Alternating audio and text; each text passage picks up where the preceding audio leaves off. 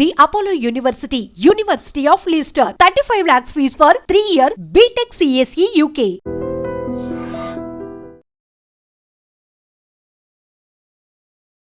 వరుస దెబ్బలతో కుదేలవుతున్న మావోయిస్టు పార్టీకి సెక్రటరీ ఎవరవుతారు? నంబాల కేశవరావు గారి తర్వాత ఎవరు కాబోతున్నారు?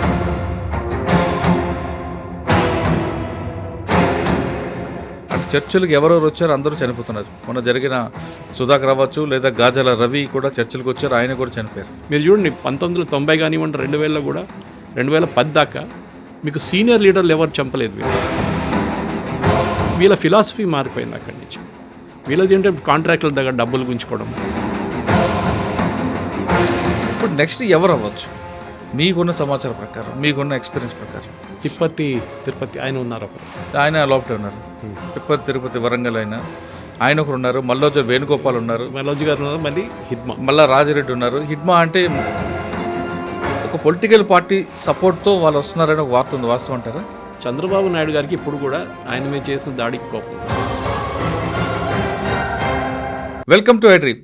వరుస దెబ్బలతో కుదేలవుతున్న మావోయిస్టు పార్టీకి సెక్రటరీ ఎవరవుతారు? నంబాల కేశవరావు గారి తర్వాత ఎవరు కాబోతున్నారు? గతంలో ముప్పాల గణపతి ఆరోగ్యరీత్యా రిటైర్మెంట్ తీసుకుంటే ఆయన ప్లేస్లో నంబాల కేశవరావు గారు వచ్చారు. కానీ ఆపరేషన్ కాగర్లో భాగంగా పార్టీ డైరెక్ట్గా ఆయనకు వెళ్ళి కొట్టడం, ఎన్కౌంటర్ చనిపోవడంతో నెక్స్ట్ ఎవరు అవుతారు? ఇప్పటి వరకు ఉన్న మన క్యాడర్ని తీసుకుంటే ఇంతవరకు తెలంగాణ లేదా తెలుగువారు ఇంటివారు ఇప్పుడు ఛత్తీస్గఢ్లో అవుతారా, లేదా బీహార్ వాళ్ళు అవుతారా, లేదు మధ్యప్రదేశ్లో అవుతారా అనే విషయం అంతా మాట్లాడడానికి సీనియర్ జర్నలిస్ట్ సురేష్ కొచ్చేటి గారు ఉన్నారు. ఆయన అడిగి చాలా క్లారిటీగా విషయం తెలుసుకుంది. సార్ నమస్తే అండి. నమస్కారం. మావోయిస్ట్ పార్టీ గతంలో నక్సల్స్బరీ, తర్వాత పీపుల్స్ వార్, ఇప్పుడు మావోయిస్ట్ పార్టీ. ఎక్కడో వెస్ట్ బెంగాల్ పుట్టిన పార్టీ క్రమేపీ శ్రీకాకుళం రైతాంగ పోరాటం నుండి తెలంగాణ నుంచి వచ్చి తెలంగాణ రాష్ట్రంలో కానీ ఉమ్మడి ఆంధ్రప్రదేశ్లో దానికి ఒక మార్కు ఉంటుందండి. అంటే ఎవరు కాదన్నా అవునన్నా 1995 వరకు మాత్రం ఆ పార్టీ చేసిన కార్యక్రమాలు, వాళ్ళు చేసిన త్యాగాల వల్లే ప్రభుత్వాలు కూడా కిందకు వచ్చాయి అన్నది మీరు కూడా చూసుంటారు. చాలా కేసుల్లో, చాలా ఊర్లో చూసుంటారు. తర్వాత క్రమేపీ అది మారడం, ప్రభుత్వం అప్పర్ హ్యాండ్ అవ్వడం అని జరిగింది. ఇక్కడ ఎప్పుడైతే పోలీసులు అప్పర్ హ్యాండ్ అవ్వడంతో తెలంగాణ రాష్ట్రం నుంచి విడిచిపెట్టి ఉత్తరగా మన ఛత్తీస్గఢ్, బీహార్ ఆ ప్రాంతానికి పరిమితమైంది. అక్కడ దండకారణ్యం, ఇక్కడ నల్లమల నుంచి దండకారణ్యం వెళ్ళారు. దండకారణ్యంలో పార్టీకి నడిపే వాళ్ళందరూ కూడా అక్కడ రాష్ట్రం అయినా, సమస్యలు అక్కడైనా, అక్కడ ఎవరైతే ఆదివాసులు అందున్నారో వాళ్ళందరూ అయినా ఆధిపత్యం మాత్రం తెలుగువారిదే. దాదాపు 27 మంది వరకు గతం ఉండేవారు.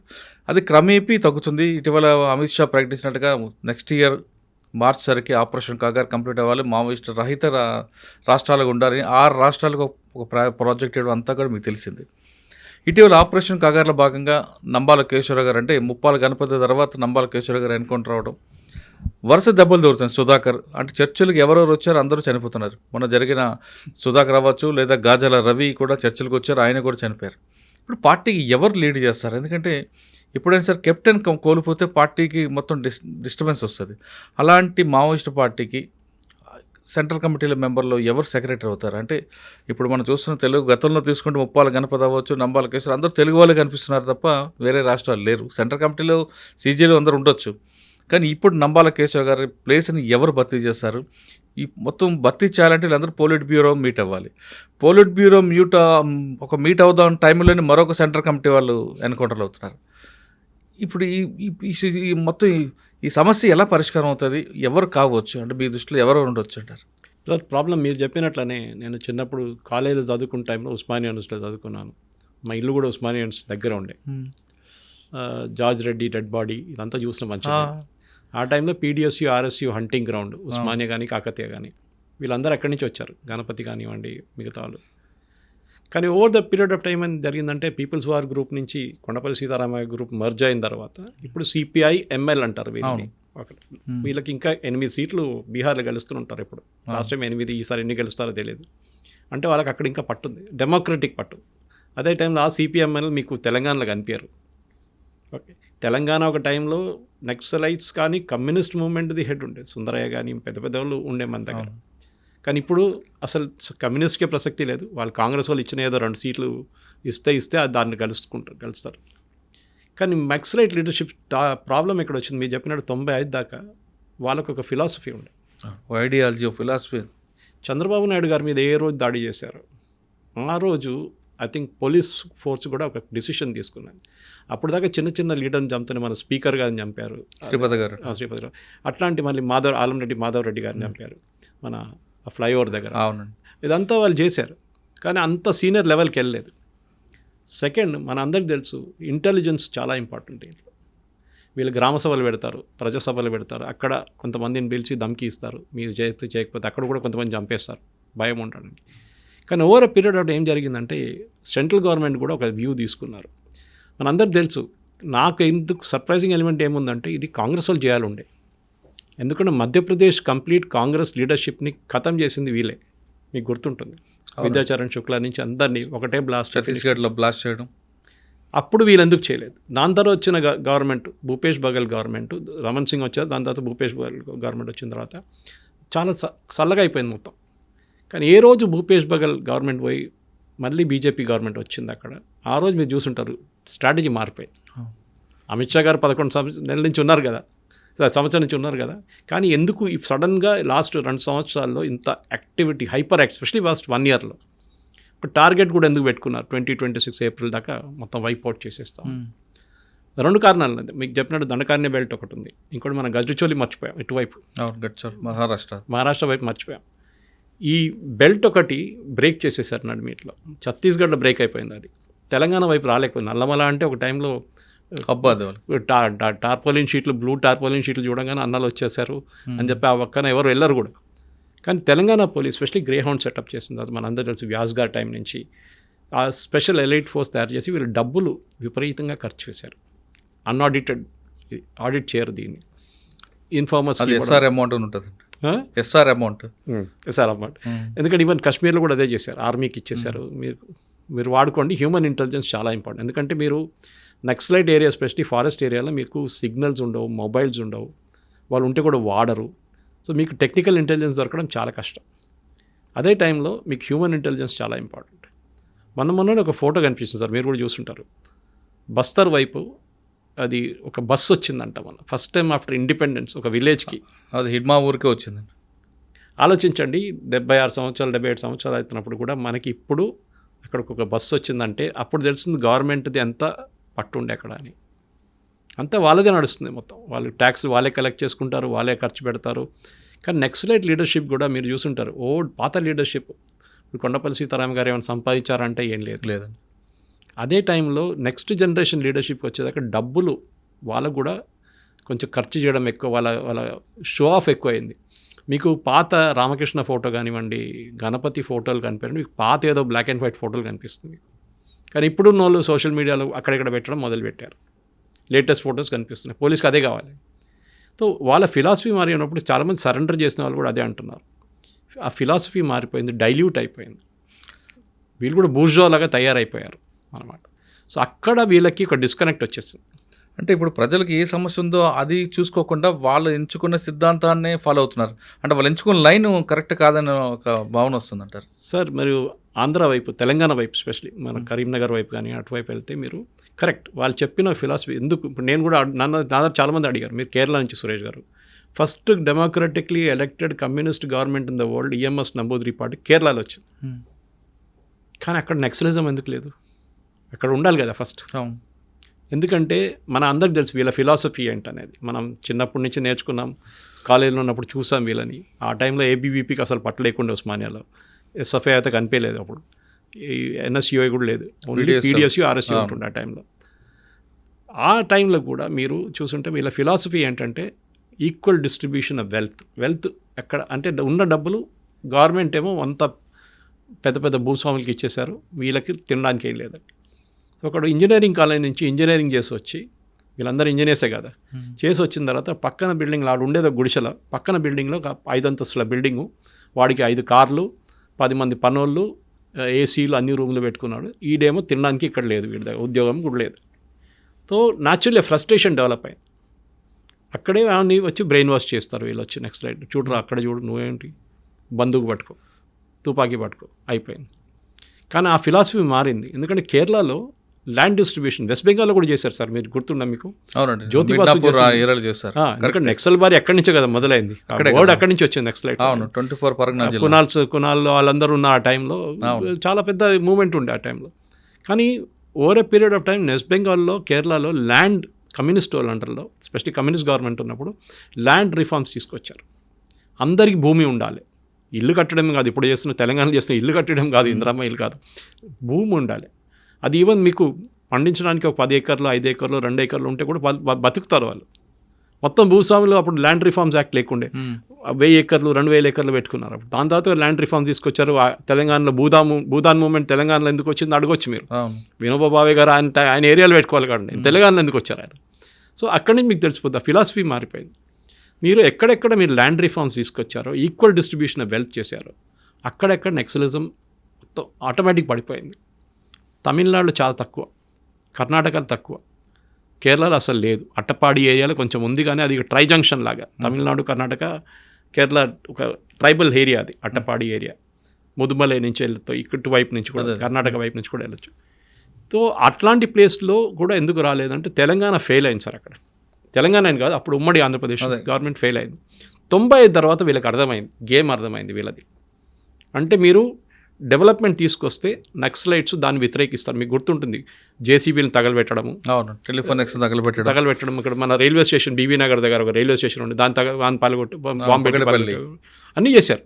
ఈవెన్ మన స్వప్నలో కాంప్లెక్స్లో ఒక 10 డౌనింగ్ స్ట్రీట్ బార్ ఉండే, దాన్ని కూడా బాంబు పెట్టారు. సో వీళ్ళ ఫిలాసఫీ మారిపోయింది అక్కడి నుంచి. వీళ్ళది ఏంటంటే కాంట్రాక్టుల దగ్గర డబ్బులు గుంజుకోవడము, వేదాంత లాంటి కంపెనీని థ్రెటన్ చేసి అక్కడి నుంచి వాళ్ళ దగ్గర డబ్బులు గుంజుకోవడం. సో వీళ్ళ ఫిలాసఫీ మారిపోయింది. డబ్బులు మీకు ఏం కావాలి? డబ్బులు తుపాకీలు కొనడానికి, బాంబులు కొనడానికి, ఐఈడీలు తయారు చేయడానికి. సో ఆ ఫిలాసఫీ మారినప్పుడు ఏమైపోయిందంటే వీళ్ళ కాడర్ కూడా డిసొల్యూషన్ అయిపోయారు. ఎందుకంటే మీకు ఇప్పుడు ఎల్టీటీ లాగా సార్ ఇది, మీరు కాడర్ని మెయింటైన్ చేయాలంటే మీకు మోటివేషన్ చాలా ఎక్కువ ఉండాలి. ఆ మోటివేషన్ మీదే వీళ్ళు బతుకుతారు. కానీ పోలీసు వాళ్ళు ఏం చేశారంటే కంటిన్యూస్గా వీళ్ళ లోవర్ లెవెల్ నుంచి చిప్ చేయడం మొదలుపెట్టారు. మీరు చూడండి 1990 కానివ్వండి, 2000లో కూడా 2010 దాకా మీకు సీనియర్ లీడర్లు ఎవరు చంపలేదు వీళ్ళు. అవును, కింద వాళ్ళని సరెండర్ చేయడం లేదా వాళ్ళని ఎలిమినేట్ చేయడం. అవును. కానీ ఐ థింక్ లాస్ట్ 2 సంవత్సరాలు ఒక డిసిషన్ తీసుకున్నారు గవర్నమెంట్. మీరు అడిగినప్పుడు ఇజ్రాయెల్ ఇరాన్ మీద ఎందుకు కొట్టారంటే హుతీల మీద ఎందుకు కొట్టట్లేదు, హెజ్బుల్లా ఎందుకు కొట్టట్లేదు, వీళ్ళ మీద ఎందుకు మన హమాస్ మీద కొట్టట్లేదు అంటే పాము తల అక్కడ ఉంది, వాళ్ళని కొట్టాలి. న్యాచురలీ ఆ డిసిషన్ తీసుకున్నారు. సాధారణంగా పోలీసులు కూడా ఒక ఎమ్మో ఉంటుందండి, ఎప్పుడు టైల్ టచ్ చేయకూడదు, కొడితే హెడ్ కొట్టాలంటారు. అది సేమ్ థింగ్, టైల్ పట్టుకుంటే మీకు దొరకదు, హెడ్ మూగుతుంది కాబట్టి మనం హెడ్నే కొట్టాలంటారు. కొట్టారు. కొట్టిన తర్వాత మనం చూసాం రిజల్ట్. ఇప్పుడు వాళ్ళ కంప్లీట్గా తెలంగాణ కొంచెం ఈసారి వీక్ అయిపోయింది సార్. అది పెద్ద ఒక అలిగేషన్ వచ్చింది. నేను కూడా ఒక ఛానల్ చెప్తే కొంతమంది రిటైర్డ్ పోలీసు వాళ్ళు నాకు ఫోన్ చేసి చెప్పారు, సురేష్ గారు మీరు చెప్పింది కరెక్టే, మేము చెప్పలే మీరు చెప్పేశారని. ఏంటిది? కరగట్టు హిల్స్లో ఎన్కౌంటర్ జరిగినప్పుడు, ఎక్కడండి? మన ఒరిస్సా ఛత్తీస్గఢ్ బెల్ట్లో ఆ హిల్స్లో ఎన్కౌంటర్ జరిగినప్పుడు కరగట్టు, అక్కడ తెలంగాణ వైపు వచ్చే రూట్లో కొంతమంది ఇక్కడికి వచ్చేసారంట నక్సలైట్స్, సీనియర్ లీడర్స్. వేరే ఛత్తీస్గఢ్లో ఉన్న వాళ్ళు ఆంధ్ర వైపు వెళ్ళిన వాళ్ళని ఫినిష్ చేసేసారు. ఆంధ్ర వైపు ఎక్కువ తెలంగాణ ఛత్తీస్గఢ్ బార్డర్ ఉండేది. అది ఎందుకు జరిగిందో అని చాలామంది అడిగారు నా దగ్గర. మీకు గుర్తుంటే అదే టైంలో మన ప్రొఫెసర్ హర్గోపాల్ వీళ్ళందరూ వెళ్ళి సీఎంని కలిశారు. కలిసి మాకు పీస్ టాక్స్ కావాలని చెప్పారు. ఆ 2 వారాలు తెలంగాణ గవర్నమెంట్ కొంచెం చల్లగా పడింది. Maybe instructions are got down, కొంచెం రిలాక్స్ అవుదాం, చూద్దాం ఏమైంది. కానీ ఛత్తీస్గఢ్లో ఉన్న కోబ్రా యూనిట్స్ కానివ్వండి, సిఆర్పిఎఫ్ కానివ్వండి, మిగతా యూనిట్స్ వాళ్ళు ఇడవలేదు. వాళ్ళు కంటిన్యూస్గా ప్రెషర్ పెట్టారు. దానికోసం సీనియర్ లీడర్ని అప్పుడు చంపారు. కానీ ఇప్పుడు తెలంగాణ గవర్నమెంట్ మళ్ళీ తిరిగి వచ్చింది, ఎందుకంటే 2 ల్యాండ్ మైన్ బ్లాస్ట్ జరిగింది, ఒక ఇన్స్పెక్టర్ చనిపోయారు. అప్పుడు తెలిసిపోయింది వీళ్ళ స్ట్రాటజీ మారలేదు.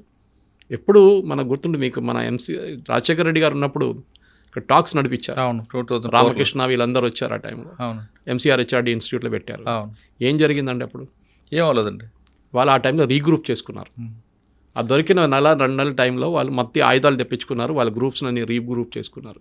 అంటే పోలీసుకి కూడా ఒక విధంగా బెనిఫిట్ అయిందండి. అప్పుడు పోలీసు ఎలా బెనిఫిట్ అయిందంటే వీళ్ళ మూమెంట్స్, వీళ్ళు ఎవరు అని తెలియదు కదా, ఫేస్ ఐడెంటిఫికేషన్ వచ్చింది. అది కరెక్ట్. ప్లస్ వీళ్ళ వేరే బోర్డ్స్ అన్ని కూడా చాలా. రామకృష్ణ పోయిన తర్వాత రూట్ ఎక్కడ తెలిసిందా సార్? రామకృష్ణ ఎక్కడ ఉన్నాడని ఇప్పుడు ఎక్కడ ఉన్నాడు తెలుసా మనకి? రామకృష్ణ ఎప్పుడు పైన చనిపోయారు కదండి. అదే వీళ్ళు అంతవరకు పోలీసులకి నక్సల్స్ అంటే ఎవరో తెలియదని ప్రెస్ నోట్లో వచ్చేవి, కొంతమంది మీడియాతో మాట్లాడారు. కానీ ఇప్పుడు ఓపెన్ అయ్యారు, వాళ్ళ మూమెంట్ తెలిసాయి, వాళ్ళు ఎక్కడి నుంచి వస్తున్నారు, వాళ్ళకి మొత్తం అందరికీ వాళ్ళకి రూట్ తెలిసిపోయింది, క్లియర్ పిక్చర్ వచ్చింది. అదేవిధంగా నక్సలైట్లు కూడా ఏం చేశారంటే వాళ్ళు చెప్తున్న సింపరైజర్ని పెంచుకున్నారు, వాళ్ళు పెంచుకున్నారు. కానీ ఎక్కువ అప్పర్ హ్యాండ్ మాత్రం పోలీస్ అయింది. మనకి కావాలంటే ఇప్పుడైతే మీరు అబ్జర్వ్ చేసి ఉంటారు సార్, నక్సల్స్ పోలీసుల మీద అటాక్ చేయడం అనేది ఎప్పుడు స్టార్ట్ అయిందో ఇంకా అప్పటి నుంచి వాళ్ళకి బ్యాక్గ్రౌండ్ స్టార్ట్ అయినట్లే. అంతవరకు మీరు పెంబర్తి తీర్మానం ఒకటి ఉంటుందండి. కరెక్ట్. పెంబర్తి తీర్మానంలో కోటపల్లి సీతారామ గారు చెప్తారు ఇక మనం ఆయుధాలు పట్టాల్సిందేని. అంతవరకు పోలీసులు కూడా వాళ్ళని ఒక సామాజిక కోణంలో చూశారు. వాళ్ళు చేసిన వాళ్ళకి తెలిసిన ఒకవేళ తెలియపోయినా ఒక సమావేశం జరిగితే చూసి చూడడానికి వెళ్ళిన రోజుల్లో పెంబర్తి తీర్మానం తర్వాత పోలీసుల మీద దాడులు చేయడం, ఎస్ఐలను చంపడం వాళ్ళు కూడా అప్పరణించారు. మీరు చెప్తున్నట్లుగా అలిపిరి చంద్రబాబు నాయుడు ఇష్యూ తర్వాత ఇంకా వాళ్ళు ముందుకు వచ్చారు. అంటే ఇదంతా జరుగుతుంది సార్. ఇప్పుడు మనం గత 5 సంవత్సరాలను చూస్తే తెలంగాణ ఆంధ్ర వైపు వాళ్ళు రావట్లేదు, కేవలం షెల్టర్ జోన్గా ఉంటున్నారు. కానీ అక్కడ ఒక విభేదం వచ్చింది. ఏ విధంగా వచ్చిందంటే వాళ్ళు ఎగ్జాంపుల్ ఏం చెప్తుంటారంటే దేశానికి ప్రధానమంత్రి మోడీ గారు వచ్చింది గుజరాత్ నుండి. ఓకే, గుజరాత్లో ఆయన తన పార్టీని గెలిపించి తర్వాత మోడీ వచ్చాడు ప్రధానమంత్రి అయ్యారు. కానీ డైరెక్ట్గా ఆయన పార్టీని గుజరాత్ గెలిపించుకుని రాలేదు. కాబట్టి ఇక్కడ కూడా సెంట్రల్ కమిటీలో ఉన్న వాళ్ళందరూ కూడా మీ రాష్ట్రాల్లో పార్టీ నిలబెట్టండి, తర్వాత మీరు వచ్చి మా మీద ఆధిపత్యం చేయండి అన్నది ఒక ఎగ్జాంపుల్ తీసుకొచ్చారు. ఇంటర్నల్ డివిజన్ ఉందండి, వచ్చింది. అందులో భాగంగా ఇప్పుడు జరుగుతుంది. అమిత్ షా గారు ఒక యాక్షన్ తీసుకొచ్చారు. ఇప్పుడు మనం చూసుకుంటే సెంట్రల్ కమిటీ వాళ్ళందరూ కూడా వరసగా పడిపోతున్నారు. బసవరాజ, మన నంబాల కేశవరావు గారు ఇవన్నీ. ఇప్పుడు నెక్స్ట్ ఎవరు అవ్వచ్చు మీకున్న సమాచారం ప్రకారం, మీకున్న ఎక్స్పీరియన్స్ ప్రకారం? తిరుపతి ఆయన ఉన్నారు, ఒకరు ఆయన లోపటే ఉన్నారు. తిరుపతి వరంగల్ ఆయన ఒకరు ఉన్నారు. మల్లోజు వేణుగోపాల్ ఉన్నారు, మల్లోజు గారు ఉన్నారు. మళ్ళీ మళ్ళా రాజిరెడ్డి ఉన్నారు. హిడ్మా అంటే మాడ్వి హిడ్మా, మొన్న ఇంకొక హిడ్మా సార్, అది జూనియర్ లెవెల్, అది సెంట్రల్ మాడ్వి హిడ్మా ఆయన కూడా సార్, ఆయన అట్టే ఉన్నారు. తర్వాత మళ్ళా రాజారెడ్డి ఉన్నారు, మోడెం బాలకృష్ణ ఉన్నారు. వీళ్ళందరూ తెలంగాణ నుంచి ఉన్నా కానీ వాళ్ళు లోకల్ లాంగ్వేజ్ నేర్చుకున్నారు. గోండు కానీ ఆ లాంగ్వేజ్ వాళ్ళు అసలు యాక్చువల్గా వాళ్ళు కలిసిపోయారు కూడా, నీట్గా మాట్లాడుతారు. తెలంగాణ అడ్వాంటేజ్ ఏముండే ముందు నుంచే తెలంగాణ పట్టుండే. ఒక టైంలో వెస్ట్ బెంగాల్కి పట్టుండే, కానీ ఆ తర్వాత జ్యోతిబాసు గారు వచ్చిన తర్వాత లూజ్ అయిపోయింది వాళ్ళు కంప్లీట్. సో సానియాల్ వాళ్ళు వీళ్ళందరూ డిసపియర్ అయిపోయారు మొత్తం కంప్లీట్. అంటే ఇప్పుడు ఎవరు అవ్వచ్చు అంటారు? మల్లోజు వేణుగోపాల్ గారికి ఏజ్ ఉంది, ఒక మల్లోజు కోటేశ్వరరావు గారి కుటుంబం కాబట్టి అదొక బ్రాండ్ ఉంది, ప్లస్ పొలిటికల్గా ఆయన స్ట్రాంగ్ ఉన్నారు. ఈ తిరుపతి అయినా మిలిటరీ దీంట్లో అకాడమిక్ ఒక మిలిటరీ ఎవరికి ఇవ్వచ్చు అంటారు? మిలిటరీకి వస్తుంది ఎప్పుడు. ఎందుకంటే మీరు ఇది ఎట్లయిపోతుందంటే ఈవెన్ ఆర్మీలో, రెగ్యులర్ ఆర్మీలో, ఇండియన్ ఆర్మీలో కూడా ఆపరేషనల్ రోల్ నుంచి వాళ్ళే లెఫ్టినెంట్ జనరల్ అవుతారు, ఆర్మీ చీఫ్ అవుతారు. మీరు అకాడమిక్, మీరు నాన్ ఆపరేషనల్ రోల్లో ఉన్న వాళ్ళకి ఎప్పుడు ప్రమోషన్ రాదు. వస్తుంది ఒక లెవెల్ దాకా వచ్చి అక్కడ ఆగిపోతుంది అన్నమాట. ఇది కూడా అంతే. మీరు ఎందుకంటే ఇప్పుడు నెక్స్ట్ లైట్ మూవ్మెంట్ ఇక్కడ నుంచి ఇంకా మీరు రివైవ్ చేయాలంటే చాలా కష్టం సార్. ఎందుకంటే ఇప్పుడు ఇజ్రాయెల్ లాగా అయిపోయింది. ఇది పేరు చెప్తున్నట్టు ఆపరేషన్లో టాప్ ఆయన హిడ్మా కూడా ఉన్నారు కదా, ఉన్నారు. ఆయన ఉన్నారు. తక్కెరపల్లి వాసుదేవరావు అని అలిపేరు మీద అటాక్ ఆయన కూడా ఉన్నారు. సో ఇప్పుడు ఏం జరిగిందంటే ఇప్పుడు ఈ తెలంగాణ మాఫియా అని చెప్పి నక్సలైట్స్లో ఒక విభేదం వచ్చింది. దాని తర్వాత ఈ తెలంగాణ మాఫియాని కొట్టాలి అన్నమాట. దానికోసం సార్ మీరు చెప్తున్నట్లుగా పొలిటికల్గా కన్నా మిలిటరీ ఆపరేషన్ ఉన్న వాళ్ళకి ఇవ్వచ్చు అని అంటున్నారు. అంటే అక్కడ తిరుపతి కానీ లేదా ఇంకా మన తక్కెరపల్లి వాసుదేవరావు అందరూ కూడా. అయితే ఒకవైపు ఛత్తీస్గఢ్లో ఎక్కువ ఉంది, పార్టీ ప్రజెంట్ దండకార్యం ఆ ప్రాంతంలో ఉంది కాబట్టి ఆ రాష్ట్రానికి హిడ్మా కూడా రావచ్చు కదా. ఎందుకంటే తెలంగాణలో మీరు చెప్పినట్లు ఇక్కడ మీకు సపోర్ట్ లేనప్పుడు తెలంగాణలో కంప్లీట్ వైపౌట్ చేసేసారు. అది ఇక్కడున్న పోలీసు వాళ్ళని మెచ్చుకోవాలి దాంట్లో. అంటే ఉమ్మడి ఆంధ్రప్రదేశ్ నుంచి మొదలైంది అది అనమాట. ఎన్టీ రామారావు గారి టైం నుంచి అది గ్రేహౌండ్స్ అని వీళ్ళ డౌన్ హిల్ స్టార్ట్ అయిందన్నమాట. వ్యాస్ గారిని చంపారు, ఉమేష్ చంద్రని చంపారు, అదంతా చేశారు. అదంతా వాళ్ళ పబ్లిసిటీ కోసం అనమాట. కానీ వీళ్ళు ఎప్పుడు అనుకోలేదు ఇట్లాంటి ఒక పరిస్థితి వస్తుంది అనేది. ఏదో ఒక రోజు వస్తుంది కదా సార్. అది ఒరిజినల్ ఫిలాసఫీలో వీళ్ళ దగ్గర ఈ చెప్పినట్లు వీళ్ళకి అసలు ఫైనాన్షియల్ సపోర్ట్ ఏం లేకుండా ఇంటికాడ కూడా వీళ్ళు చాలా పేద కుటుంబం నుంచి వచ్చేవాళ్ళు. ఇప్పుడు ఎట్లయిపోయిందంటే లాస్ట్కి వాళ్ళకు కూడా ఒక ఫ్రస్ట్రేషన్ వచ్చేసింది. ఈ ఎక్కడ వెళ్ళట్లేదు ఈ మూమెంట్. ప్రజల కోసం గవర్నమెంట్ హాస్పిటల్ కడుతున్నారు, రోడ్లు వేస్తున్నారు. దానికోసం మనం ఎప్పుడు చూస్తుంటాం రోడ్ ఓపెనింగ్ పార్టీ మీద వీళ్ళు దాడి చేస్తారు, ఎప్పుడు ఐడీలు యూజ్ చేస్తారు వీళ్ళు. కానీ ఇప్పుడు ఎట్లయిపోయిందంటే ఎక్కడైనా కానీ ఏం చేసినా కానీ నెక్స్ట్ డే పోలీసు వాళ్ళు రియాక్ట్ అవుతున్నారు. ముందు భయపడుతుండే, ఒక బ్లాస్ట్ జరిగితే కూడా 3 రోజుల తర్వాత తిరుగుతారు ఏరియాలో. ఇప్పుడు అది లేదు సార్, అది పోయింది.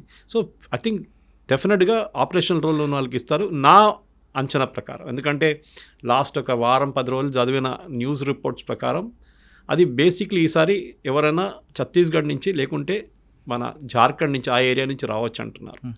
తెలంగాణ మాఫియా అని వాళ్ళొక వర్డ్ యూజ్ చేస్తున్నారు నెక్స్ట్ రైట్. ఫస్ట్ టైం ఆ గ్రూప్లో ఒక వర్డ్ అట్లా వస్తుంది. వీళ్ళేం చేయలేకపోయారు. తెలంగాణ మాఫియా ఫెయిల్డ్ లీడర్షిప్లో. ఎవరు కొట్టినా అని వాడిని కొట్టేస్తున్నారు పోలీసు వాళ్ళు. వాళ్ళు ఫెయిల్ అయ్యారు.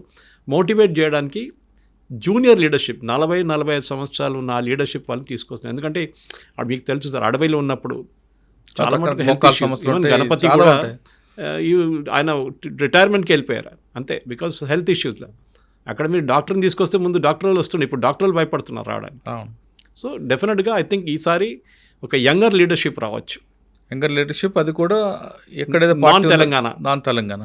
కానీ ఇప్పుడు ఇటీవల కాలంలో గాజల రవి ఎన్కౌంటర్ తీసుకుంటే మరొకసారి మూవ్మెంట్ ఇటు చూపిస్తున్నట్టుగా తెలుస్తుంది ఏఓబీ వైపు. అంటే ఇక్కడ ఆంధ్రప్రదేశ్ సరిహద్దు ప్రాంతాల్లో ఏ గ్రామం కూడా పార్టీకి సపోర్ట్ లేదు, కానీ ఒక పొలిటికల్ పార్టీ సపోర్ట్తో వాళ్ళు వస్తున్నారని ఒక వార్త ఉంది, వాస్తవం అంటారా? అక్కడ మీకు ఉల్టా కూడా నేను చెప్పొచ్చు సార్. ఒకటి, చంద్రబాబు నాయుడు గారికి ఇప్పుడు కూడా ఆయన మీద చేసిన దాడికి కోపం ఉంది, అది ఇప్పుడు పోదులేదు. అంటే ఒక పొలిటికల్ పార్టీ అంటే అధికారంలో పార్టీ కాదు, నాకు తెలిసిపోయింది. మీరు చెప్పిన హింట్ నాకు వచ్చేస్తుంది. డెఫినెట్గా వాళ్ళు ట్రై చేస్తారు, కానీ పొలిటికల్ పార్టీ కూడా ఎక్కువ రోజు హెల్ప్ చేయలేరు. ఎందుకంటే ఒకరోజు వాళ్ళు కూడా అదే పార్టీలో ఉన్నప్పుడు వాళ్ళు ఏం చేశారు, ఒకప్పుడు వాళ్ళు వీళ్ళు కొట్టుకునేవారండి అంతే. ఆ పార్టీని ఈ పార్టీ కలిపి అడవిలో కొట్టుకునేవారు మావోయిస్ట్ పార్టీ. సో మీరు ఇప్పుడు చంద్రబాబు నాయుడు గారు వచ్చిన తర్వాత సపోర్ట్ ఆంధ్ర సైడ్ నుంచి 100% వస్తుంది. ముందు లేకుండే మీకు గుర్తుంటుంది, వైఎస్ జగన్ ఉన్నప్పుడు మీ క్వశ్చన్ అక్కడే ఆన్సర్ వచ్చేస్తుంది. అప్పుడు ఆ టైంలో మీరు ఎన్ని ఎన్కౌంటర్ చూసారు ఏఓబీ ఏరియాలో? ఓకే, ఒరిస్సాలో ఇప్పుడు ఎన్ని ఎన్కౌంటర్ చూస్తున్నారు మీరు? జరుగుతుంది అంతా ఈ బెల్ట్లోనే జరుగుతుంది. ఛత్తీస్గఢ్ తెలంగాణ బెల్ట్ నడుస్తుంది. అప్పుడప్పుడు మహారాష్ట్ర వైపు నుంచి ఒకటి వినిపిస్తుంది ఒకటి అంతే. అక్కడ దేవేంద్ర ఫడ్నవీస్ వెళ్ళి విజిట్ చేశారు నక్సలైట్ విలేజ్. ఏది ఎన్కౌంటర్ అక్కడ వెళ్ళి మేజర్ ఎన్కౌంటర్ జరిగే 2 రోజుల ముందు వెళ్ళి విజిట్ చేసి వచ్చారు. ఫస్ట్ టైం అంటే ఈవెన్ అక్కడ ఆపోజిషన్ లీడర్స్ కూడా ప్రేస్ చేశారు. ఇప్పుడు హిడ్మా ఊరు కూడా అమిత్ షా వెళ్ళి వచ్చారు. సో వీళ్ళది ఏంటంటే వాళ్ళ ఏరియాలో వెళ్ళి వాళ్ళని కొట్టడం, అదొక ఫిలాసఫీ. మోదీ గారు చెప్తున్నట్టే ఘర్మే గుస్కే మారింగే, ఆ ఫిలాసఫీ వీళ్ళు ఇప్పుడు ఈ నక్సలైట్ వ్యతిరేకంగా కూడా వాడుకుంటున్నారు సార్. ఓకే సార్, ఇంత నిర్బంధం జరుగుతున్న టైంలో పార్టీని లీగలైజ్ చేస్తే బెస్ట్ కదా? ఉంది కదా సార్, బీహార్లో ఉంది కదా CPI-ML. ఈ పార్టీని మనం లీగలైజ్ చేస్తే కొంతకాలం బ్రీతింగ్ తీసుకోవచ్చు కదా వీళ్ళు. ఇప్పుడు మీకు గతంలో కొండపల్లి సీతారామ గారు తీర్మానం కూడా చేశాడు ఇదే విధంగా, కరెక్ట్. ఆయన వ్యతిరేకించారు వీళ్ళు. ఇప్పుడు ఆ పని చేస్తే బెస్ట్ కదా, ఎందుకంటే వీళ్ళు త్యాగాలను ఎవరు మర్చిపోలేరు, ఎంత బాగా చేస్తారు వీళ్ళు. ఇటువంటి లీడర్షిప్ కూడా కావాలి కదా. ఇప్పుడు థియరిస్ట్ కొండపల్లి సీతారామ గారు థియరిస్ట్ ఉండే, అంటే ఫిలాసఫీ ఎక్స్ప్లెయిన్ చేయడం చాలా బాగా ఎక్స్ప్లెయిన్ చేస్తారు. పాత వీడియోలు చూస్తే మనకు తెలిసిపోతుంది. కానీ ఇప్పుడు ఏమైందంటే సార్, ఇప్పుడు వీళ్ళని డెమోక్రటిక్ మూమెంట్కి వచ్చేస్తే మిలిటరీ లీడర్షిప్ మీద వీక్ అయిపోతుంది.